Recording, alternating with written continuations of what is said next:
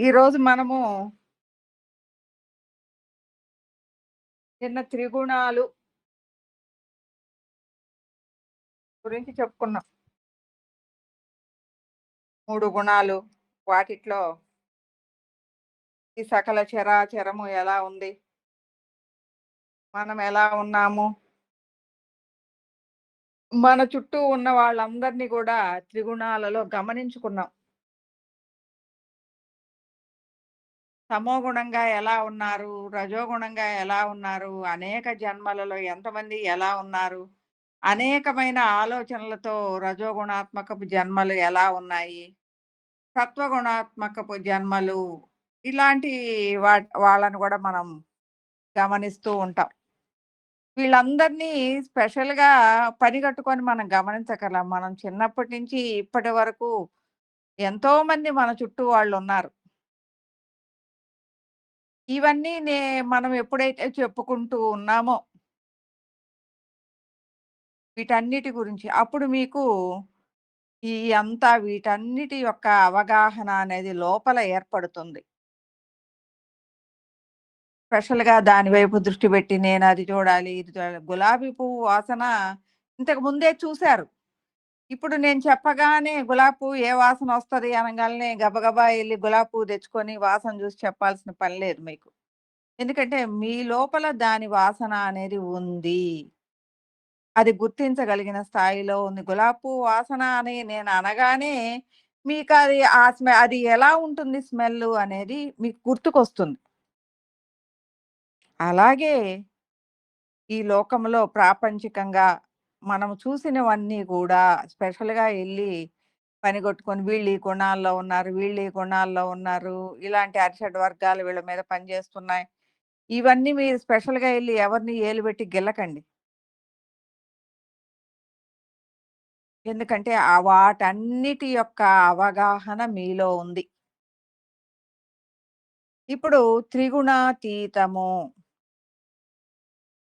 ఏంటి త్రిగుణాతీతము? ఏంటి అతీతమైనదేంటి? ఈ గుణాలకు అతీతమైనది. మనం అనుకుంటూ ఉంటాం. చాలామంది అనుకుంటూ ఉంటారు. పెద్ద పెద్ద గురువులందరూ గుణాతీతంగా ఉంటారు.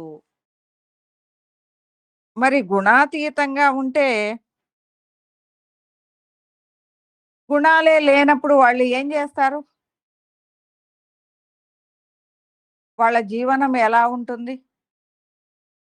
ఎలాంటి గుణాలు లేవనుకోండి. అప్పుడెలా ఉంటుంది? ఏ కోరికలు ఉండవు.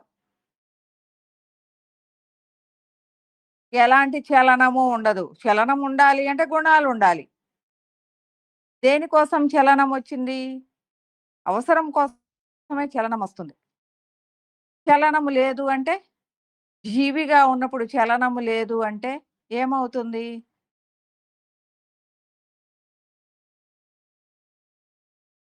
అది తన అవసరాలన్నిటిని అవతల బెట్టి నేను చలనం లేకుండా ఉన్నాను అంటే, జీవక్రియలన్నీ మానుకుంటాయా? బాగా నువ్వు ధ్యానం చేస్తేనో, ఇంకొకటి చేస్తేనో కొంచెంగా జీవక్రియలు మందగిస్తాయి. అంతేకానీ జీవక్రియలెక్కడా ఆగిపోవు. కానీ ఈ జీవక్రియలు, ఈ జీవనాధారము, దేహము యొక్క అవసరాల కోసం నువ్వు మరలా గుణాలలోకి రావాల్సిందే. మా మనం ఏమి అనుకుంటున్నారు? ఇంతకు ముందంతా ఏమనుకుంటున్నారు? పెద్ద గురువులకి గాని, దైవ లక్షణాలుగా ఉన్న వాళ్ళకి గాని, దైవికంగా మెలుగుతున్న వాళ్ళకి కానీ గుణాలు లేవు. వాళ్ళు ఎప్పుడూ దైవికంగానే ఉంటారు అని అనుకుంటూ ఉంటారు. కానీ ఇది కరెక్ట్ గాదు. మామూలుగానే జీవిస్తూ ఉంటారు. ప్రతి ఒక్కళ్ళు అత్యున్నత స్థాయి స్థితిగతుల అవగాహన చేసుకున్నా కూడా జీవన విధానము పక్కన ఉన్నవాళ్ళున్నది అందరూ ఎలా ఉంటారో అలాగే ఉంటారు. కానీ ఈ గుణాలన్నీ వాళ్ళ మీద ఎలా పనిచేస్తాయి అంటే వాళ్ళ కంట్రోల్‌లో ఉంటాయి అంతే. ఎలా అంటే ఇప్పుడు తమో గుణం చూసుకోండి. తమో గుణపు అనేక జన్మలలో ఉన్న ప్రభావాల అవగాహనలు అన్నీ ఈ త్రిగుణాతీతుల దగ్గర అవగాహనగానే ఉంటాయి. అలాగే రజోగుణపు జీవనంలో ఉన్న లక్షణాలన్నీ అక్కడ ఎలాంటి వాటిని ఎలా చేస్తే మనకి ఇబ్బందొస్తుంది, వీటన్నిటిని మనం భరించాలి అనేయి ఇయన్నీ గూడా తర్వాత సత్వగుణాత్మకం. ఈ సత్వగుణాత్మకంగా గూడా నేను గొప్ప సహాయ సహకారాలు అందిస్తున్నాను. సత్వగుణం గూడా ఒక ఇదే. సహాయ సహకారాలు అందిస్తున్నాను. నేను చాలా గొప్పవాడిని. నన్ను అందరూ పొగడండి. నేనే ఇలాంటి వాటిట్లో ప్రేమ కలిగి, దయ కలిగి ఉన్నాను. నన్ను గుర్తించండి. ఇలాంటి గుర్తింపు లక్షణాలు ఉంటాయి. నన్ను మంచివాడనండి. దానికోసం రకరకాల పాట్లు పడుతూ ఉంటారు. ఈ సత్వగుణం గూడా ఒక గుణమే. ఎందుకు అంటే ఇవన్నీ ప్రభావాలు దీని మీద ఉంటాయి. ప్రతిదీ గూడా ఒక నేను ప్రేమగా అందరితోటి ఉంటున్నాను. అది కూడా గుర్తించాలి. గుర్తింపు పడాలి అని అనుకుంటూ ఉంటారు. అలాగని కర్కశత్వపు లక్షణాలు గాదు. పెత్తనాలు చేసే లక్షణాలు గాదు. పెత్తనం ఉంటుంది కానీ స్నేహపూర్వకమైన పెత్తనంగా ఉంటుంది. తర్వాత ఇప్పుడు ఈ త్రిగుణాతీతమైన దానికొచ్చేసరికి తమో, రజో, సత్వగుణాలన్నీ ఉంటాయి. నువ్వు ఒక పెద్ద గురువైన ఆది శంకరాచార్యుల స్థాయి స్థితిగతుల్లో ఉన్న గుణాలు 3 ఉంటాయి. లేదు అంటే జీవనమే ఉండదు. నువ్వు అన్ని పనులు చేసుకోవాల్సిందే. త్రిగుణాతీతుడవైన అన్ని పనులు చేసుకోవాల్సిన అన్ని పనులు ఎలా ఉన్నాయి? తమో, రజో, సత్వగుణాత్మకంగా ఉన్నాయి. నువ్వు అందరితో కలిసిమెలిసి మెలగాలి. నీ కోసం నువ్వు అన్నీ ఆలోచించాలి. నీ కోసం, నీ దగ్గరికి వచ్చేవాడి తినటం కోసం, నీ కుటుంబం కోసం, నీ చుట్టూ ఉన్న వాళ్ళ అవసరాల కోసం, నీ ఆలోచన ఉండాల్సిందే తమో గుణాత్మకమైన ఆలోచన. రజోగుణాత్మకంగా 10 మందిలోకెళ్ళినప్పుడు వాళ్ళందరితో కలిసి పనిచేయాలి.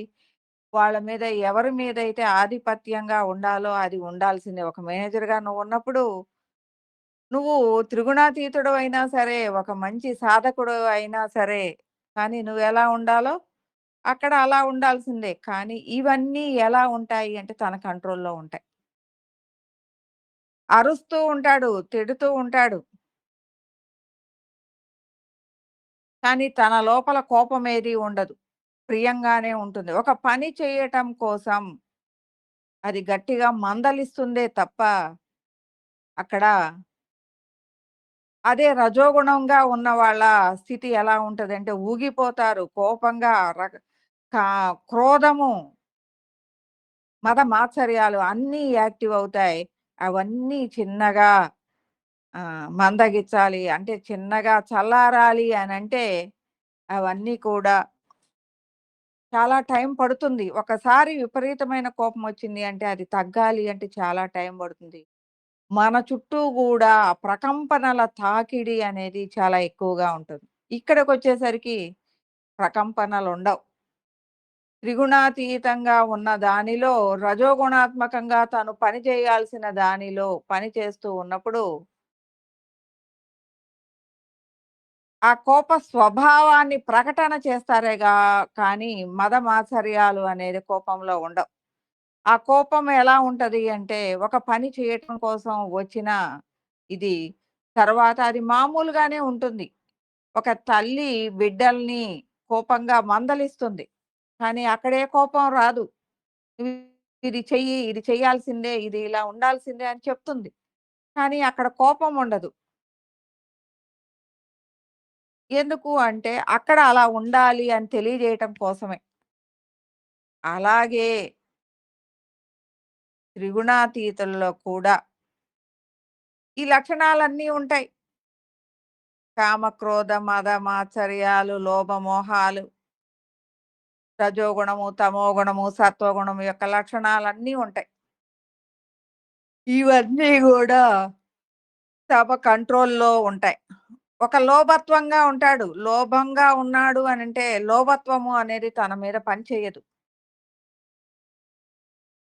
కాబట్టి కొంత లోభత్వం ఉంది గాబట్టి, తన జీవితాన్ని జాగ్రత్త చేసుకునే విధి విధానంలో దప్ప, లోభత్వాన్ని ప్రదర్శించడు. అది తన కంట్రోల్‌లోనే ఉంటుంది. ఎంతవరకు నేను లోభిస్తున్నాను, ఇది నా చుట్టూ నా కుటుంబాన్ని ఎంతవరకు స్పాయిల్ చేస్తుంది, వాళ్ళ యొక్క ఆలోచనలు ఎలా ఉన్నాయి, వాళ్ళని నేను ఇబ్బంది పెడుతున్నానా, కుటుంబాన్ని ఇబ్బంది పెడుతున్నానా నా ఆలోచనల ద్వారా, ఇవన్నీ గూడా ఆలోచించుకొని అక్కడ ఎంతవరకు అవసరముంది, ఏది ఎంతవరకు అవసరం లేదు అనే ఆలోచనగా దిద్దుకుంటూ తను ముందుకి పోతాడు. అంటే ఈ తమోగుణాత్మకపు లక్షణాలు తన కుటుంబ వ్యవహారాలని, తనకి కావలసిన వ్యవహారాలన్నిటినీ కూడా అవసరార్థం దాన్ని ఉపయోగించుకుంటాడే తప్ప, అది అతిగా తన మీద తమోగుణం అనేది అతిగా తన మీద పని చేయకుండా, ఆ లోభత్వానికి, ఆ కామ అంటే అనేక కోరికలకి లోబడకుండా తన కంట్రోల్‌లో ఉంటారు. కాబట్టి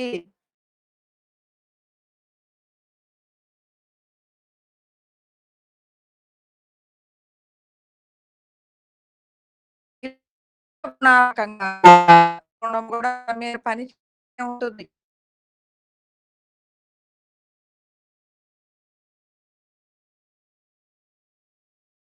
ఇంట్లో ప్రతి గురించి అనేక విషయాలు నేను తప్పుగా ఉన్నాను.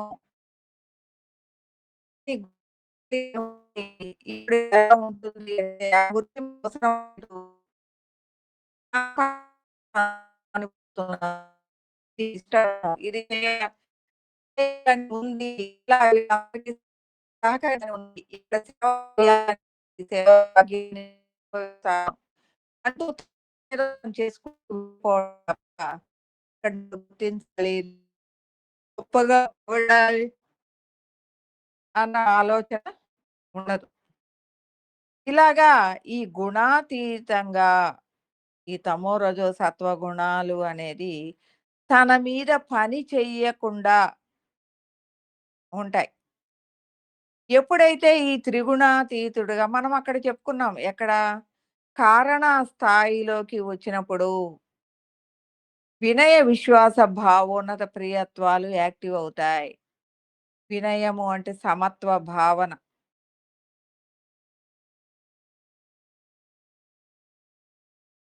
అంటే ఎదుటి వాళ్ళందరితో కూడా సమంగా మనము వాళ్ళ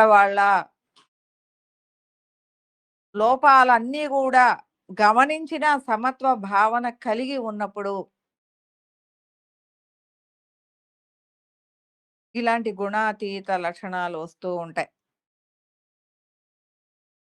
అలాగే మనము జ్ఞాన స్థితిలో కూడా చెప్పుకున్నాం. స్వస్వరూపాత్మకమైన అవగాహన కలిగి అందరూ ఎలా ఉన్నారో నేను కూడా అలాగే ఉన్నాను. అహం బ్రహ్మస్మి అంటూ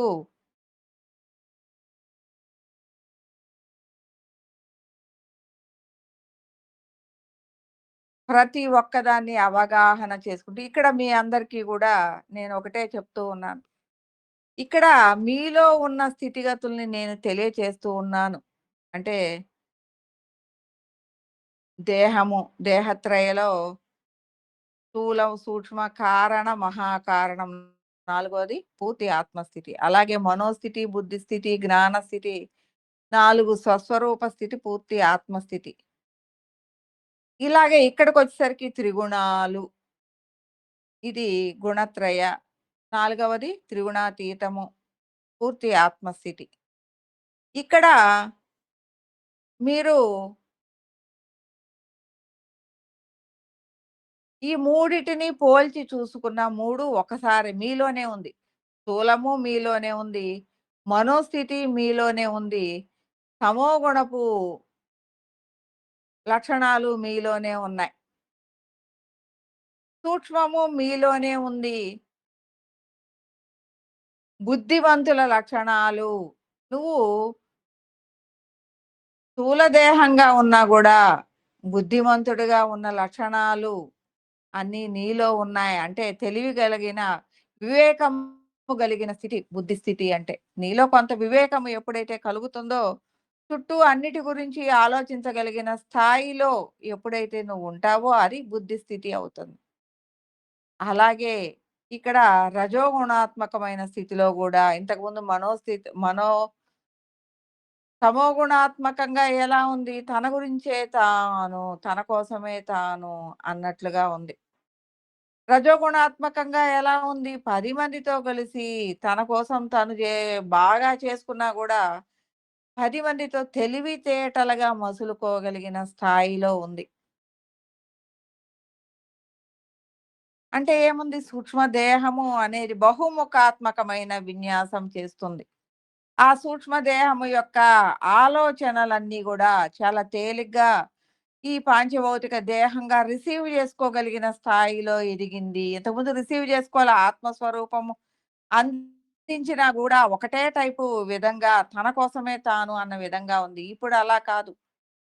అనేక విషయాలని, అనేక వాటిట్లో ఉన్న బహుముఖ విషయాలని కూడా ఈ యొక్క రజోగుణాత్మకంగా ఉన్నప్పుడు రిసీవ్ చేసుకొని వాటన్నిటికంటే తెలివిగా ఉంటాం. వాటన్నిటి మీద ఆధిపత్యాన్ని కలిగి ఉంటాం. వాటన్నిటిని నుంచి కూడా తన అవసరాల కోసం దోచుకోవటం. ఇలాంటివన్నీ కూడా చేస్తూ ఉంటుంది. అలాగే ఇక్కడ సత్వగుణము అనేది కారణత్వానికి కాదు. ఈ సూక్ష్మత్వంలోనే ఉంటుంది. ఎప్పుడైతే నీకు ఈ కర్మబంధాల జన్మలలోకి నీవు వచ్చావో కర్మబంధాల జన్మలలోకి నువ్వెప్పుడైతే వచ్చావో, అప్పుడు నీకింక బిగినవుతుంది ఒత్తిడులు.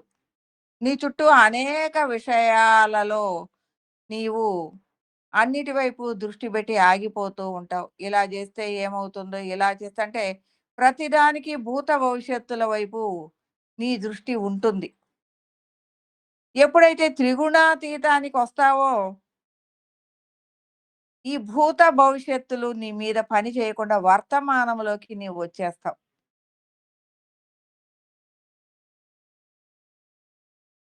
ఎప్పుడైతే ఈ యొక్క సత్వగుణాత్మకంగా అనేక విషయాలు నిన్ను బందీకృతంగా చేస్తూ ఉన్నాయో, ప్రభావవంతంగా బందీకృతం చేస్తాయి.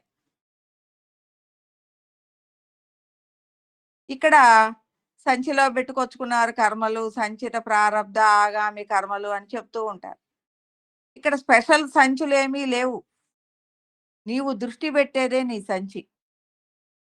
నీ వైపు నీవు అనేక విషయాలని నీకు నువ్వే చర్చించుకుంటూ ఉంటావు. ఇది ఇలా జరిగితే బాగుండు. అది అలా జరిగితే బాగుండు. ఇది ఇలా జరగకపోతే కష్టమొస్తుందేమో!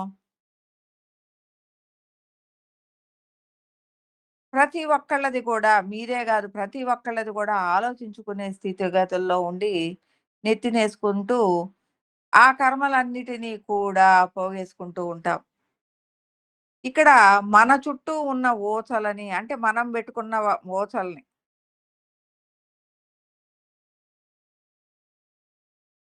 ఇంటి ముందు ముగ్గు వేస్తే పొద్దున్నే ఏసామా, మధ్యాహ్నం కొద్దిగా లేట్‌గా ఏసామా, తెల్లవారక ముందే ఏసామా, అవతలాళ్ళు ఏయకముందే ఏసామా, పొద్దున్నే ఏయకపోతే ఒక కష్టమంట అని ఎవరో జెప్పారు. దాన్ని పట్టుకొని పొద్దున్నే లేసి ముగ్గులు గీసుకుంటూ ఉంటారు. వాకిలి శుభ్రం చేసుకోవటం, వాకిలి నుంచి వచ్చే దుమ్ము, ధూళిని అరికట్టుకోవటం. దీనికోసం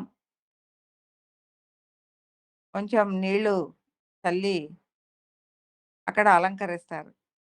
దాన్నేం జేస్తున్నారిప్పుడు అపార్ట్‌మెంట్‌లో గూడా దాన్నే పాటిస్తున్నారు. ఎందుకు అంటే ప్రభావాలు పెరిగిపోయినియి మన మీద. చేయకపోతే కష్టమంట. చేయకపోతే ఇబ్బందులంట. తెల్లవారిన తర్వాతేస్తే ఈ ఇబ్బందంట. ఏకుందామనేస్తే ఇది ప్లస్ అంట. ఇలాంటి అనేక అపోహలు ఇదిగో ఈ ఒత్తులు పెడితే మనకి టీవీ పెట్టగానే చెప్తూ ఉంటారు. ఇదిగో ఈ ఒత్తులు పెట్టండి, ఆ ఒత్తులు పెట్టండి, అయి పెడితే ఇది, ఈ పెడితే అది, ఈ దీపాలు పెట్టండి. ఈ పూజ ఇలా చేయండి, ఆ పూజ అలా చేయండి. ఇయన్నీ కూడా ఒకదానికొకటి, ఒకదానికొకటి అపోహలు పెంచుకుంటూ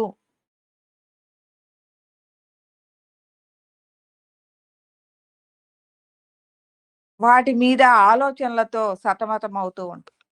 ఈ త్రిగుణాతీతానికొచ్చేసరికి వీటన్నిటి మీద ఒక అవగాహనొస్తుంది. ఎందుకు అంటే ఇవన్నీ మనలో ఉన్న లోపాలే, మన ఆలోచనలు ప్రాపంచికంగా వచ్చే ఆలోచనలు ప్రాపంచికంగా అందరికి వచ్చే ఆలోచనలు ఒకళ్ళ మీద ఒకళ్ళకి ఒత్తిడి పెంచుకోవటం తప్ప ఇయన్నీ వాస్తవాలు కాదు. అంటూ త్రిగుణాతీతమైన స్థాయికొచ్చేసరికి ఈ ప్రాపంచికంగా వచ్చే అనేక ప్రభావాలు గూడా తనకి లోబడే ఉంటాయి. వాటన్నిటిని మించి ఆలోచన స్వస్థితమైన ఆలోచనలు కలిగి ఉంటుంది త్రిగుణాతీతమైన హృదయం.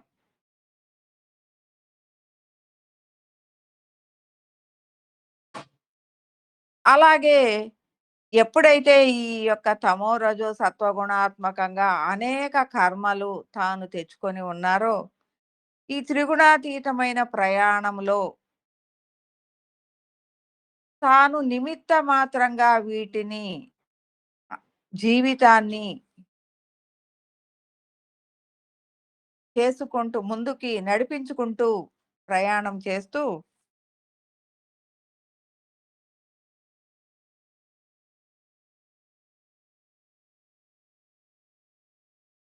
అనేక కర్మలని, అనేక వాసనా బలాలని, అనేక భావనలని, అనేక ఆలోచనలని వీటన్నిటిని గూడా నియంత్రించుకుంటూ ఉంటుంది.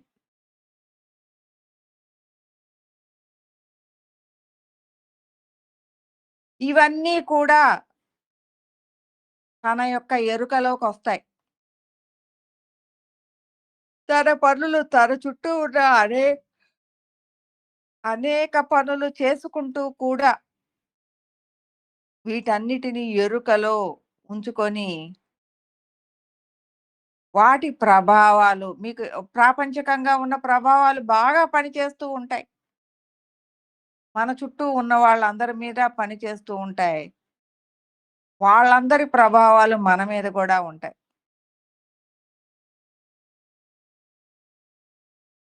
అందువలన ఈ త్రిగుణాతీతంగా ఉన్నా కూడా మరలా ఈ ప్రాపంచిక విషయాలలోకి పడిపోతాం. వెంటనే ఎక్కడైతే ఆలోచన అనేది మారిందో దాన్ని గ్రహిస్తాం. గ్రహించి నేను ఈ తమోగుణాత్మకమైన లోభత్వంలోకొచ్చాను. ఇది అవసరం లేదు అని దాన్ని మార్చుకొని సవరించుకుంటూ ఉంటాం. ఒక ఉద్యోగిగా ఉన్నాను. చుట్టూ ఉన్న వాళ్ళందరూ లంచం తీసుకుంటూ ఉన్నారు. ఆ ఆఫీసులో అందరూకి ఒక పర్సెంటేజ్‌లు వచ్చేస్తూ ఉన్నాయి.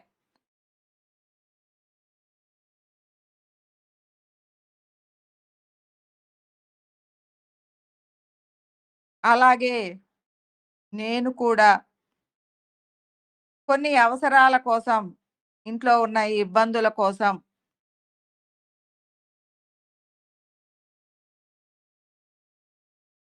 అప్పటి వరకు జాగ్రత్తగా ఉన్నా కూడా అవసరము అనేది ఒత్తిడి చేసింది. అక్కడ లంచం తీసుకుంటున్నాను.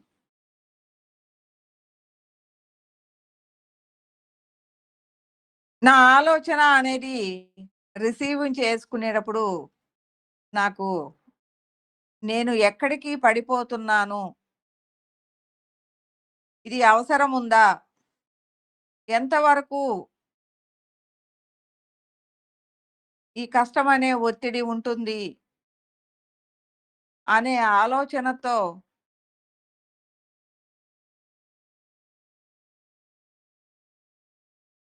తనని తాను నియంత్రించుకొని, ఆ తమోగుణాత్మకంగా, లోభత్వంగా ఉన్న ఆలోచనని మార్చుకొని, ఎదుటి వాళ్ళకి అవసరం లేదు, నేను మీ పని చేసి పెడతాను అని చేసి పెడుతూ ఉంటాం.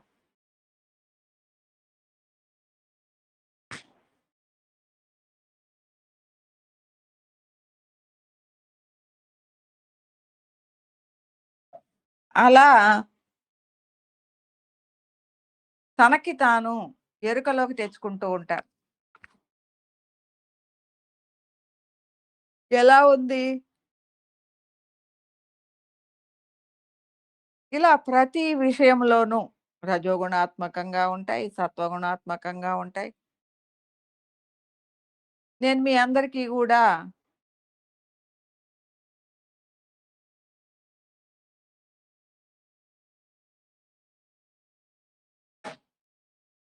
మనలో ఉన్న అరిషడ్ వర్గాలని గూడా చెప్తూ ఉంటాను.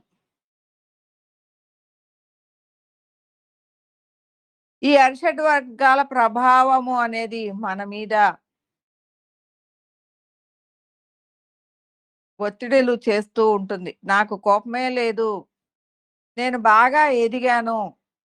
నేను భగవత్ స్థాయిలో ఉన్నాను. నాకు కోపమే లేదు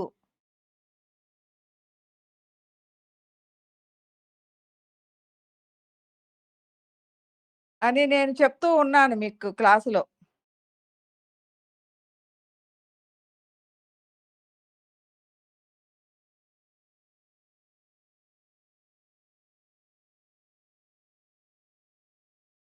తర్వాత రోజు మీరు నేను జెప్పిన టైంకి రాలేదు.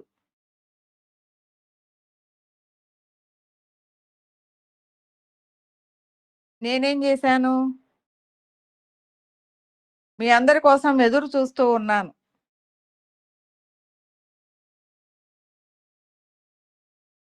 ఏమైంది తర్వాత? ఎప్పుడో వచ్చారు. 2 రోజుల తర్వాత. నాకేమైంది? కోపమొచ్చేసింది.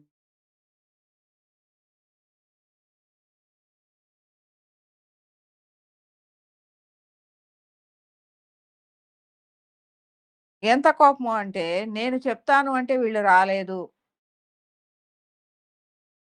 దానికి రకరకాలైన ప్రభావాలు నాలో రేగుతా ఉన్నాయి.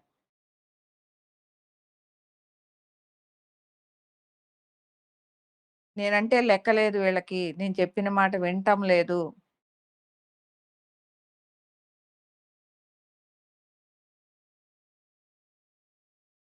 వీళ్ళని ఇలా పనిష్ చేయాలి. వీళ్ళు నేను చెప్పగానే రావాలి అంటే, నేను ఎంత గట్టిగా చెప్పాలో ఆలోచించుకుంటూ ఉన్నా. ఇంతలో నాలో ఎరుక వచ్చింది. ఎందుకు నేనింత ఆలోచిస్తున్నాను? నువ్వు చెప్పాలి అనుకున్నావు. కానీ అవసరం వాళ్ళకి.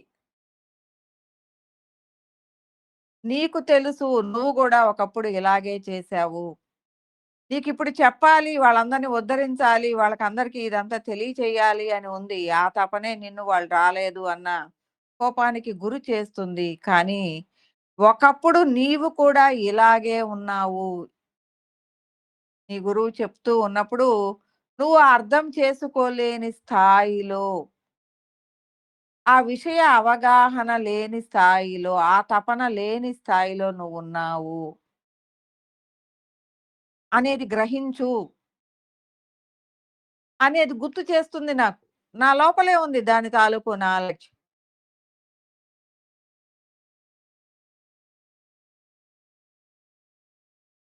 దాకా వినేది. ఏం చెప్పినా అదే.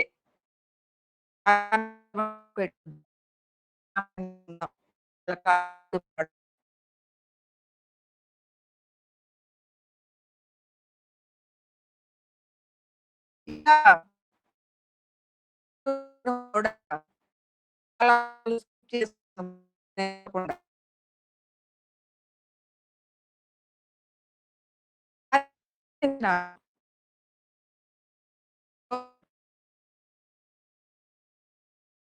అప్పుడు గురువుగారు తర్వాత బాగా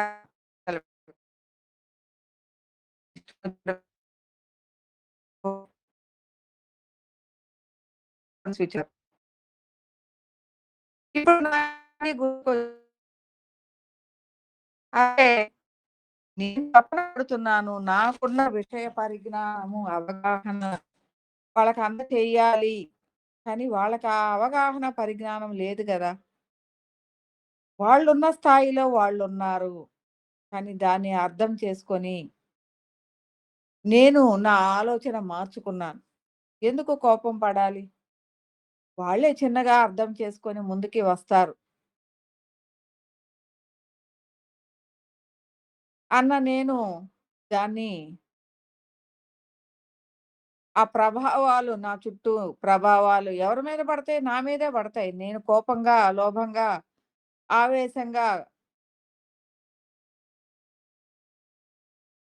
ఆ మదమాత్సర్యాలను ప్రదర్శించినట్లయితే, దాని తాలూకు స్వస్వరూపాత్మకమైన ప్రభావాలను నేను ఎదుర్కోవాలి. అనేక హృదయాల తాలూకు కోపం రగులుతూ ఉంటుంది.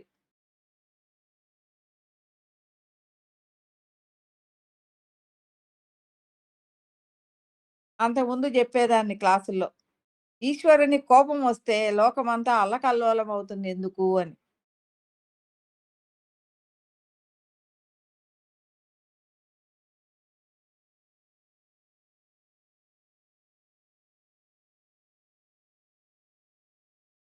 అలాగే అలాంటి స్థితిగతులలోకి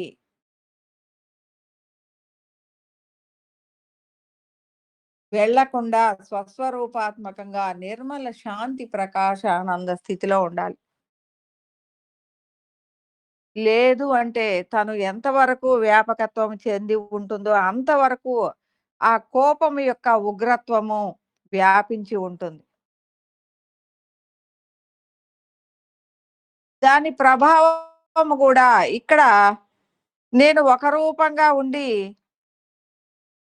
ఒక స్వభావంగా ఉండి కోపంగా ఉంటే ఒకటే పని చేసుద్ది. కానీ ఇప్పుడు 1000 స్వరూపాలుగా ఉన్నాను. 1000 స్వరూపాలలో గూడా కోపోద్రేకము, కోపం వల్ల ఉద్రేకమైన కోపంగా తయారైపోయింది. ఇంతకుముందు నా చుట్టూ చిన్న ఆరా ఉండేది. అంతవరకే పనిచేసింది. ఇప్పుడు నా ప్రకాశ స్థితి ఆ 1000 మంది ఉన్న ఆరా అయిపోయింది.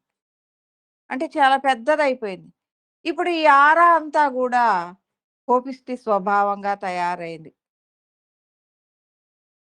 అదంతా గూడా వేడిని సంతరించుకుంది. మనకు కోపం వస్తే చూడండి, చల్లగా ఏమి ఉండవు. వేడి అవుతాం. మరి ఒకళ్ళకి కోపమొస్తేనే అంత వేడుంటే, మరి 1000 మందికి కోపమొస్తే ఎంత వేడవుతుంది? అది చాలా వేడిగా ఉంటుంది. ఒకళ్ళకి కోపమొస్తేనే ఇంత కదలిక ఉంటే, 1000 మందికి కోపమొస్తే ఎంత కదలిక ఉంటుంది? ఇవన్నీ ఆలోచిస్తే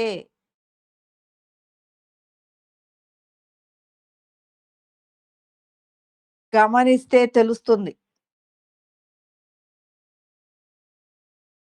ఇవన్నీ ఎవరు అనుభవించాలి? ఎదుటి వాళ్ళు అనుభవించాలా?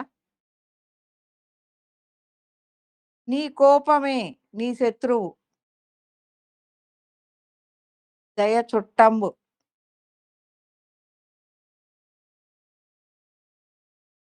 అంటే ఏదైతే కోపాన్ని ప్రదర్శిస్తూ ఉంటావో దాని ప్రభావం నీ మీదే ఉంటుంది. అది నువ్వే అనుభవించాలి. ఏ దయాగుణము, శాంతి గుణము, ఆనందము ఇవన్నీ కూడా నీవై ఉన్నప్పుడు వాటన్నిటి యొక్క స్థితిగతుల్ని అనుభవించి ఆనందంగా ఉండేది కూడా నీవే అవుతుంది.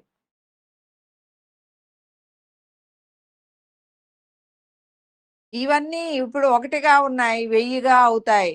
వాటన్నిటి యొక్క ప్రభావం నీ మీద ఉంటుంది.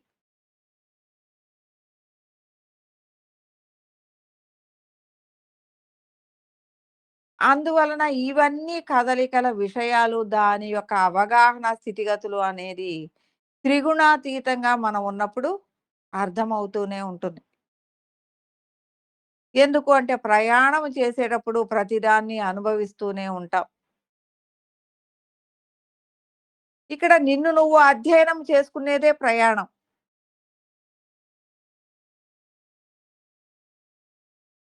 నిన్ను నువ్వు అధ్యయనం చేసుకుంటూ ఉన్నప్పుడు నీలో జరిగే ప్రతి విషయము, ప్రతి యొక్క స్థితిగతులు కూడా నీవు అధ్యయనం చేస్తున్నావు.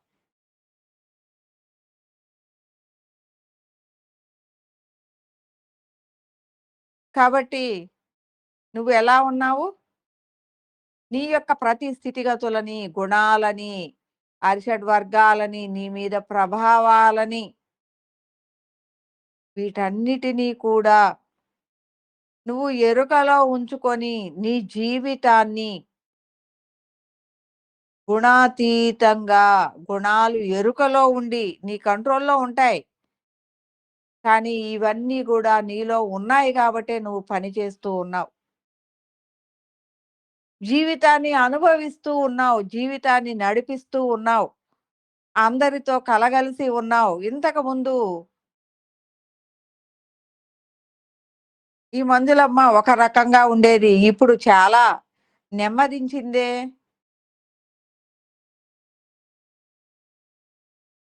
చాలా విషయాలలో సామరస్యంగా ఉందే. ఇంతకుముందు చాలా కోపంగా ఉండేది. ఈ మార్పులన్నీ గమనిస్తూ ఉన్నాం. ఈ విషయాలన్నీ ఎరుకలోనే ఉన్నాం. ఇలా మన గురించి మాట్లాడుకునే విషయాలు స్పెషల్‌గా వినక్కర్లా. మనది మనకే అర్థమవుతూ ఉంటుంది. ఇంతకుముందు నేను ఇలా ఉన్నాను. ఈ అన్నిటి యొక్క ప్రభావాలకి లోబడి ఉన్నాను. ఇప్పుడు ఇలా ఉన్నాను. ఈ ప్రభావాలన్నీ నాకు లోబడి ఉన్నాయి. నా మీద పనిచేసే ప్రభావాలన్నీ ఇప్పుడు ఎవరన్నా నాకు చెప్తూ ఉన్నారు. విమర్శిస్తూ ఉన్నారు. నేను దాన్ని రిసీవ్ చేసుకోగలుగుతున్నాను. ఎలా? సంతోషంగా, తేలికగా.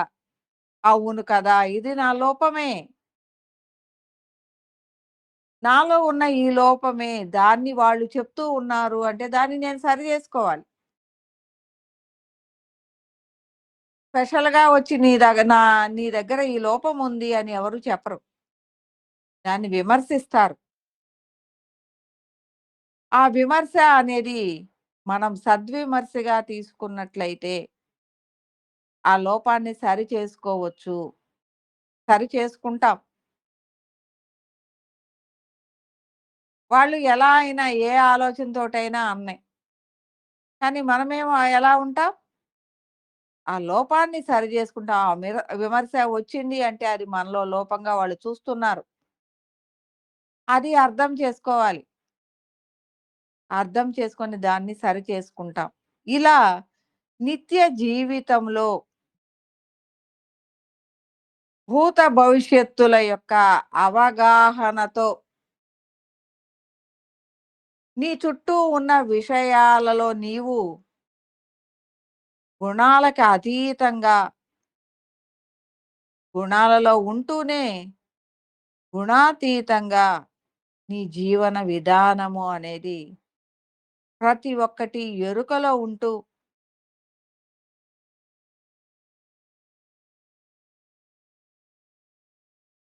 జ్ఞానాబ్ది దగ్ధ కర్మాణం లాగా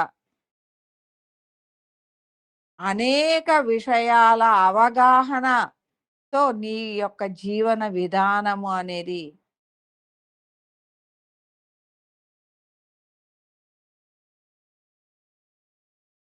అనేక స్వరూపాల జ్ఞానం నీ జ్ఞానమై ఉంది కాబట్టి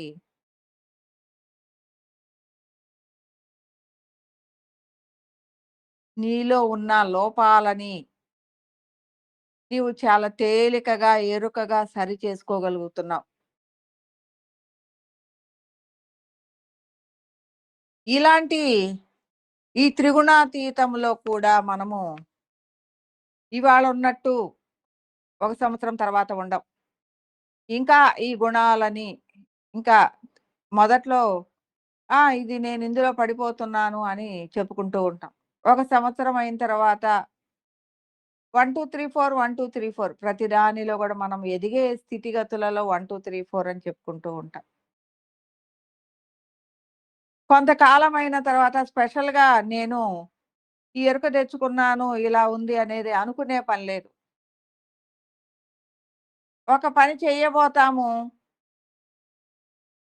ఈ అరిషడ్ వర్గాల ప్రభావంగా, ఈ గుణాల ప్రభావంగా అది చేస్తూ ఉండగానే ఎరుకొచ్చేస్తుంది. దాన్ని మార్చుకొని ఎళ్ళిపోతాం. లేదు మాట్లాడుతూ ఉండగానే ఎరుకొచ్చేస్తుంది. దాన్ని మార్చేసుకుంటాం. ఇంకా కొంతకాలం ఇంకొక సంవత్సరం ముందుకెళ్తాం. ఏవైతే ఈ ప్రభావాలు ఉన్నాయో, అవి గుర్తుకొచ్చే ముందే, అది మనం చేసే ముందే, అరె! నేను ఈ స్థితిలోకి వెళ్ళబోతున్నాను అనేది గుర్తుకొస్తుంది. మీ నోటి నుంచి, మీ చేత్తో పనుల నుంచి కూడా ఆయా స్థితిగతులలోకి వెళ్లరు.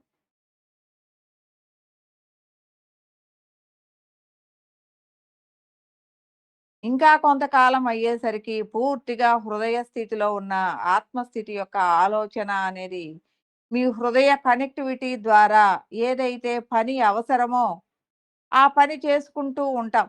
దానికి ఈ గుణాల యొక్క ఆలోచన గూడా ఏది ఉండదు. లాభ నష్టాల యొక్క ఆలోచన గూడా ఏది ఉండదు. నీకు ఏదైతే లోపల నుంచి స్ఫురింపబడుతుంది, ఆ విధంగా 100 పనులు చేసే నీవు 5 పనులే చేస్తూ ఉంటావు. ఎందుకు అంటే 100 పనులు ఎప్పుడు చేస్తాము? మనం ఏం జేయాలో తెలియనప్పుడు జేస్తాం. ఇప్పుడేంటి ఏం చేయాలో డైరెక్ట్‌గా నీ లోపల నుంచి వచ్చేస్తుంది.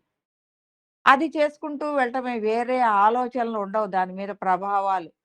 ఇవి అరిషడ్ వర్గాలా, గుణాలా లేకపోతే ఇది నాకు లాభ నష్టాలా, ఇది వీళ్ళకి అవసరమా, అవసరం లేదా ఇలాంటియన్నీ ద్వంద్వాలు ఏమీ పనిచేయవు. ఉన్నది ఏకత్వమే. ఏకత్వం పనిచేయటము అంటే ఏదైతే డైరెక్ట్‌గా ఆలోచన వస్తుందో, ఆ ఆలోచన ద్వారా పని చేసుకుంటూ వెళ్ళిపోవటమే.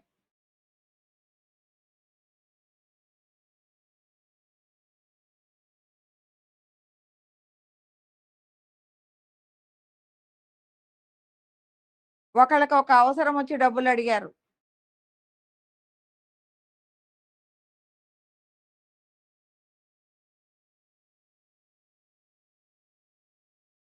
నేను ఆ అవసరాన్ని తీర్చగలిగి ఉంటే, నేను ఎంతవరకు తీర్చగలను అంటే, దాన్ని మళ్ళీ ఆశించనంత వరకు.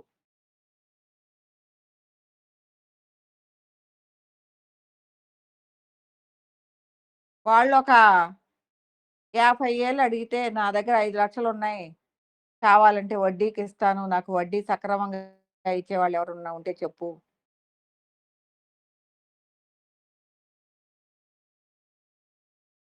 అని నువ్విచ్చే 50 ఏళ్ళకి ఇంత వడ్డీ, 50 ఏళ్ళు ఎప్పుడిస్తావు? ఇదంతా గూడా గుణాలలోకొచ్చేస్తుంది. కానీ మరి గుణాతీతంగా ఉన్నప్పుడు,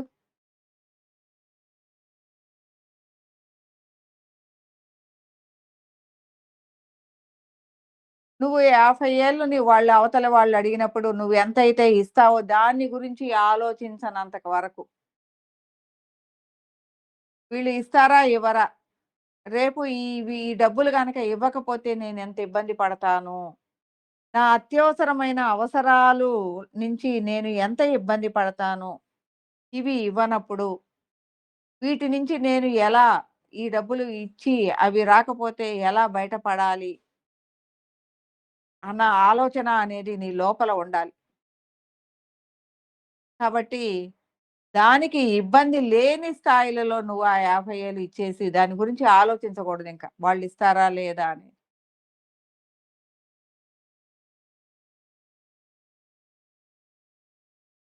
ఎందుకు అంటే నువ్వు ఇవ్వగలిగిన సమర్థత కలిగే ఉన్నప్పుడు, వాటిని ఇవ్వగలిగిన సమర్థత లేనప్పుడు ఎంతైతే నీకు ఆ 10,000 గురించి 10,000 ఇచ్చేసావు.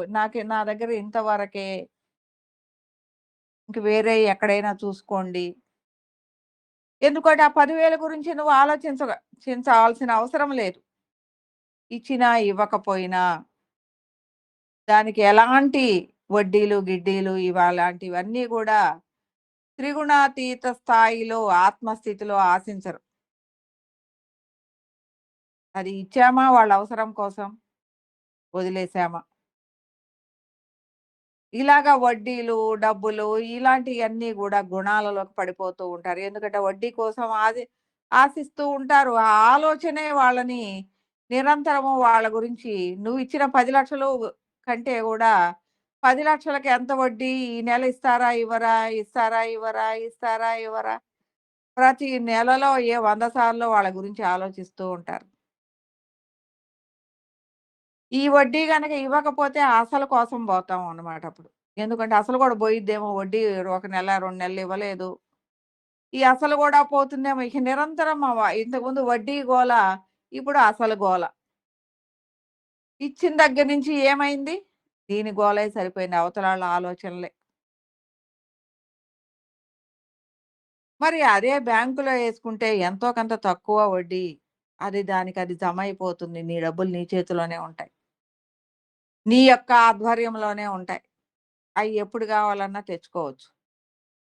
అది చింత లేకుండా హాయిగా, ఆనందంగా, ప్రశాంతంగా ఉండగలవు. ఎక్కువ వడ్డీ ఆశిస్తున్నావు నువ్వు.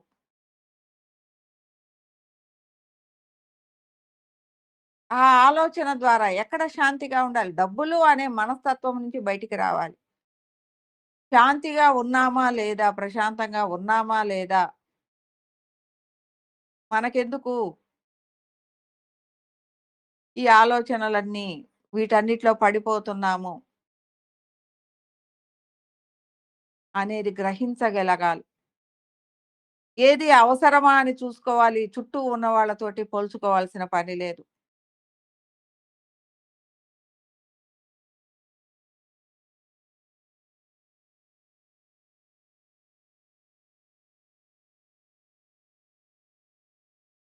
అలా పోల్చుకుంటూ ఉంటే అన్నిటిలోకి పడిపోతూ ఉంటాం. వాళ్ళకిలాగా మనం గూడా ఎగరలేతున్నాం. ఎగరాలి అంటే ఇయన్నీ ఆశించాలి.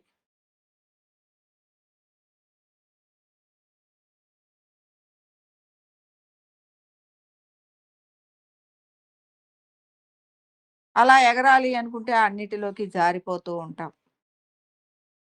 మనకున్న దాన్ని శాంతిగా, ఆనందంగా, ప్రశాంతంగా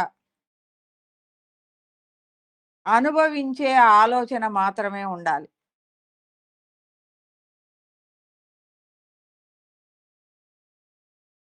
వాటికి అరిషడ్ వర్గాల ప్రభావానికి లోనవ్వకూడదు జీవితము అనేది.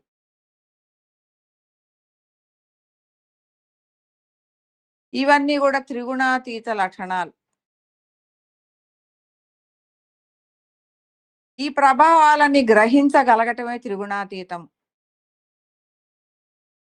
నీ జీవితాన్ని ఈ త్రిగుణాతీతంగా నడిపించుకోగలగటమే ఆధ్యాత్మిక జీవనము. అద్వైత జీవనము. ఆ ఏకత్వ భావన. ఏకత్వం అంటే చెప్పేది గాదు. నీ లోపల నుంచి ప్రసరించేది. ప్రతి విషయంలోనూ ఏకత్వంగానే ఉంటుంది. ఒక ఆలోచన వస్తుంది. ఆ ఆలోచన పని చేస్తాం.